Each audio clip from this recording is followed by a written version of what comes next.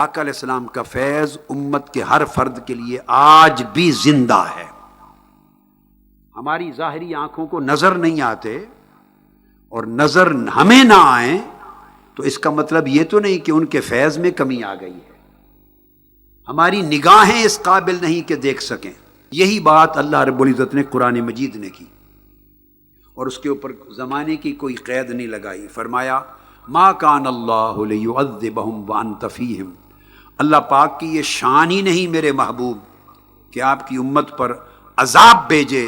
درآں حالے کہ آپ ان کے اندر ہوں۔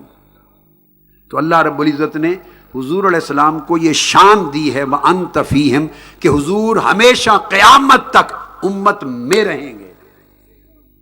امت میں رہیں گے۔ ہم اپنی کوتاہیوں کی وجہ سے خود کو دور کرتے رہیں تو الگ بات ہے۔ آقا علیہ السلام ہم سے نہ دور تھے نہ دور ہیں نہ کبھی دور ہوں گے، کیونکہ اللہ رب العزت نے فرمایا النبی اولا بالمؤمنین من انفسہم کہ حضور صلی اللہ علیہ وآلہ وسلم مومنوں کی جانوں کے بھی زیادہ قریب ہیں۔ اس آیت کریمہ نے جانوں سے زیادہ قریب ہونا آقا علیہ السلام کا، یہ صرف مکہ اور مدینہ کے 23 سالوں کے لیے یہ آیت نہیں اتری، یہ بات سمجھنے والی، یہ صرف مکہ مدینہ کے 23 سالہ دور میں رہنے والے مسلمانوں اور صحابہ کرام کے لیے صرف نہیں اتری، صحابہ کے لیے نہیں، کہا اولا بالمؤمنین، جو ایمان والے ہوں گے قیامت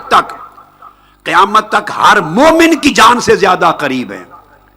تو جان کے قریب کیوں کیا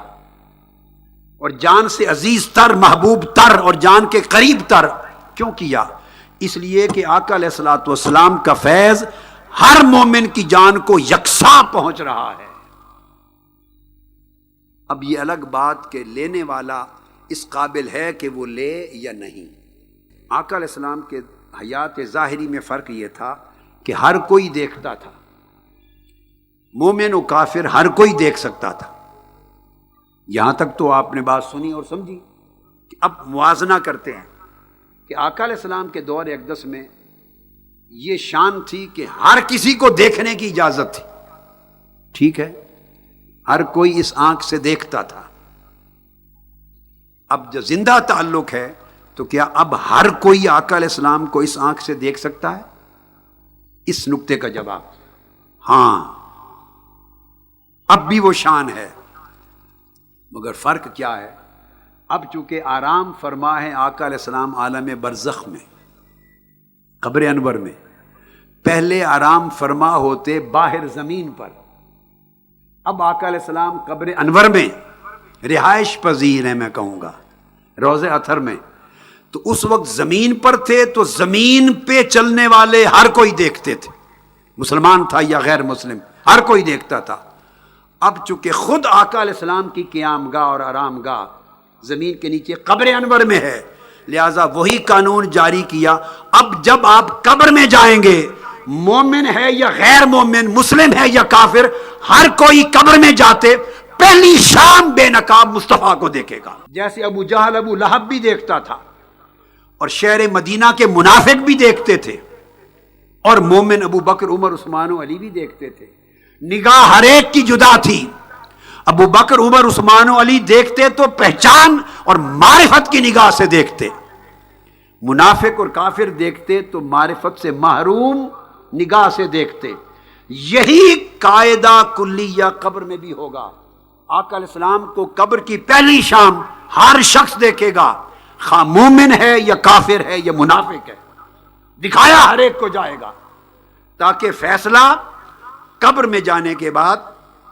اس میت کے مستقبل کا اسی طرح فیصلہ ہوگا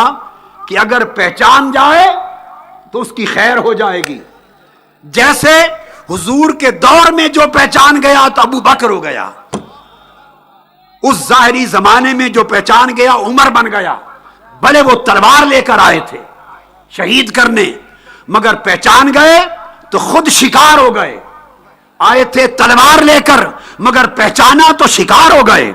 خواہ وہ عثمان غنی بن گیا جب پہچان لیا، علی شیر خدا ہو گئے پہچان لیا، بلال ہو گئے، سلمان فارسی ہو گئے، تو جنہوں نے پہچانا ان کا معاملہ الگ ہو گیا، جو نہ پہچان سکے ان کا معاملہ الگ رہا، مگر تکنے کا موقع ہر ایک کو ملا۔ تو قبر میں جب جائیں گے تو پہلی شام ہر شخص مومن و کافر و منافق اللہ پاک ہر ایک کو دکھائے گا حضور کا جلوہ، کہ آقا علیہ السلام کا تعلق اسی حال پر قائم ہے، زندہ ہے۔